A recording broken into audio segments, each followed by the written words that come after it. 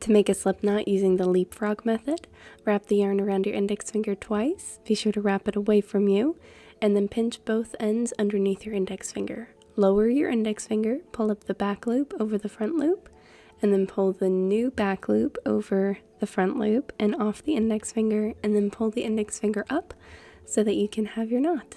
And that's how you make a slip knot. Then all you have to do is insert your hook into the loop, pull it tight, and you're ready to crochet. For the next method, we are going to create a loop, and then we are going to take the bottom strand of yarn and we're going to place it on top of the loop we just created. Then we are going to take that strand and feed it through the loop, grab both ends and pull it tight, and there we go.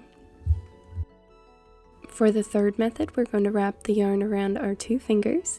I already have it pinched with my ring finger and pinky, and now I'm going to create an X on the inside of my fingers.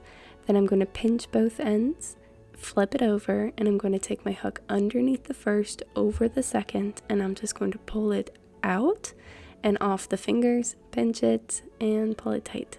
There we go.